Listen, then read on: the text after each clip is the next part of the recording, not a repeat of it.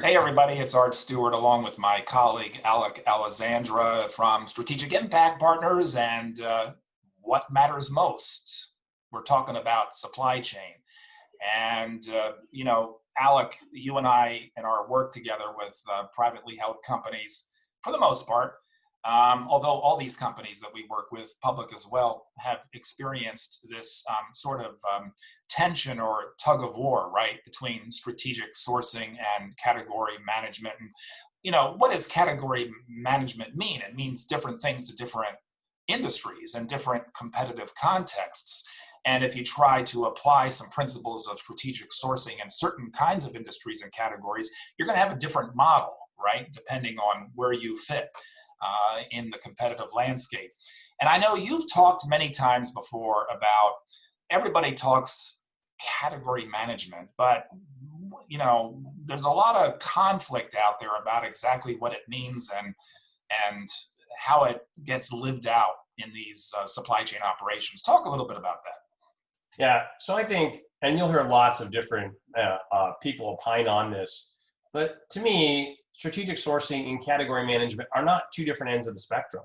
They're actually a complete entire spectrum. If you think about strategic sourcing, and as we talked about what happened 20 years ago, and people started focusing from just being a procurement organization and quoting to understanding how to strategically source their commodities, I think the important point was having a process, having a well-defined process that every time when you go back to, we're going to make a strategic sourcing decision, or we're going to have this portion of our spend be managed instead of non-managed and sort of say anybody can do what they want, or we got good suppliers. Strategic sourcing really took a disciplined approach and having a process there in to be able to find the right suppliers, to identify them, to make sure that your supply base was optimized, because you didn't need, 5,000 suppliers when 3,000 suppliers would work, or if you're a smaller mid-sized company, maybe you have 700 suppliers versus 1,000. Whatever that right number is having the right process in strategic sourcing. The category management piece of this really took and said, how can we define the different categories of our spend, whether it be, let's say, the indirect material services side of the business, the on-carpet type of spend, travel, services type of business, versus the direct materials side of the business, whether that be raw or semi-finished type of direct materials, and be able to manage those commodities logically within a strategic sourcing process. So I always find it interesting. I hear people say, category management. Without a good strategic sourcing process, that's the underlayment of being able to source correctly, how can your category management process work? Well, So and if you're they're doing in concert. yeah, and if you're doing category management to the degree of focus and thoughtfulness and organization that you're referring to, that is one aspect of a good strategic sourcing program. And it's easy for privately held middle market firms that we do a lot of our work for to try to simplify and dismiss to some extent the need to get this organized about their supply chain operations from a strategic standpoint. Because if you're a $400 million manufacturing company, you don't have the complexities. Even if you're global, you don't have the complexities of a $5 billion company in terms of your supply chain operations. And sometimes there's a quick dismissal of, we don't need to get that complex. We're in this very verticalized industry, and it's not so dynamic. Well, it is dynamic. And the fact is, it's getting more dynamic because now there's a whole universe of externalities out there having nothing to do with direct spend transactional activity that are raising the risk quotient regarding everything you do in your supply chain operations. So, a lot of these companies clearly got caught and severely disrupted during the early phase of the COVID crisis because they, in fact, had not done the proper setting up at the level of detail that we're advocating of their supply chains, regardless of how vertically focused their industry is. And so therefore, when the disruption to any key area of those operations occurred, they had no backup plan. They had no scenario plan in place. They had no contingencies in place. So talk a little bit about, trying to avoid the dismissal of why it is important for a middle market company that may be very focused in one industry to still apply these organizational principles to how they're doing category management. I think it's when you take a look at, if you have a category management process that's underpinned by a strategic sourcing process, the strategic sourcing process is going to understand how do we manage risks with events that we know are going to happen, or events that we may not know are going to happen, like a pandemic. And it's easy to say, well, we'll just have another supplier.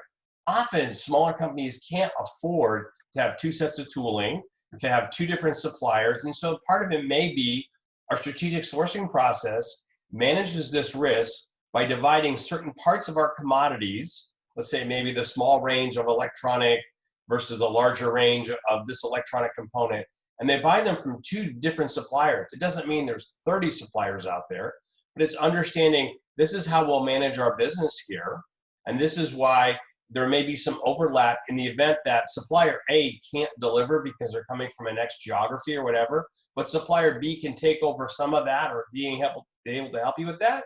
It's a very open conversation with B about, look, we're looking to expand some of our business with you. Recognize you haven't had that business with us. It's not going to be you get everything, because there's part of your risk management process should be, how will we make sure that we manage our suppliers and have the valuable alternatives? When you have a tornado or a hurricane take out a supplier, that's catastrophic. And it may be, months to a year before they're back up and running. You mean to make sure that your strategic sourcing process has accounted for that risk, those different type of risks that happen in the supply chain, so that you're able to have the flexibility and agility to make a change when it's needed, as well as your suppliers understand that. I once had a situation where I moved from a supplier that was domestic based to one in Europe. And I basically told the US supplier, you know what, in 9 months, you're going to lose this business. And it's not that we're trying to get a lower price. We're just optimizing you out of the supply chain. We don't think you're really strategically the right fit, nor have you reinvested in the future for us. And they said, thank you for telling us. The supplier in Europe where I was moving the business said, thank you for making sure that you were honest with that supplier so that we can work through the transition. We're ready to support you, but we understand how you would treat us in the event that you were moving away from us in the future many, many years. So it's an honest conversation that happens, but it's part of that process that evaluates those different type of scenarios. Yeah, and that's sort of a good example of when a relationship in the most authentic iteration of strategic sourcing is working well, right? Where you have trust, confidence, transparency, accountability, and disclosure is part of that accountability and transparency piece. So there are no surprises, and where the trust level is high, so that between the sourcing company and the supplier, you can basically talk about anything, right? I kind of wonder, because we both have been in these worlds for our entire careers and seen all kinds of cultures and communication systems and functional leadership and very toxic and dysfunctional leadership. And I'm really wondering, as we're learning more about what we didn't do right that further contributed to whatever negative impact companies have had trying to cope with the effects of COVID, how much of the aftermath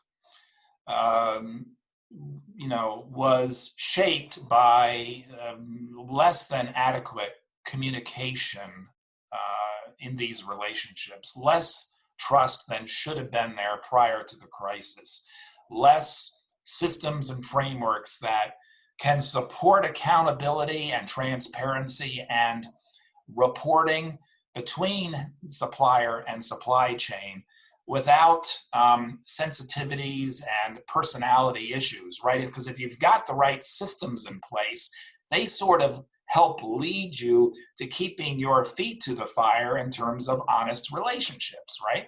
Right. Well, it's not only between the supplier and the customer, it's also between internally in your own company. If the Right. C-suite understands exactly that here's what your goals are, here's how you're going to manage the risk. If you're, let's say, the sourcing organization, and the C-suite understands exactly how you're going to manage risk and how you're going to manage your suppliers, and you have a continuity of supply and the flexibility and agility needed from the supply chain to be able to make sure you still can ship, build and ship products on time. That's critically important. So it's not just, between the sourcing organization and the supplier, it's also internally in your own company. And that's one of the things where you and I, we've worked with companies that they've been able to figure that out. So the C-suite understands exactly how much does supply chain contribute to the earnings of the company. Because so it's critically important for what the cost is, that let's say that direct material cost that goes into your ability to make or even provide a service, to be able to deliver to your end customers. That's the critically important piece that where we've been able to add value. Well, this is all really important stuff. Whether we are continuing to deal on a day-to-day basis with this evolving dynamic of the COVID pandemic, or if we're getting close to seeing, light at the end of the tunnel, no matter, these are things that if you haven't put in place, you need to get in place. And okay, so maybe you learned some hard lessons out of this crisis we're all experiencing, but it's time to make some changes. And we're going to continue to talk about all those kinds of changes and help you get clarity and reduce the fear and the anxiety and deal with what you need to deal with to get your firm back on or keep it on a growth path. Alec, Alessandra, Art Stewart, we're coming back to you soon as we continue to talk about all these critical issues that matter to you. What matters most right here.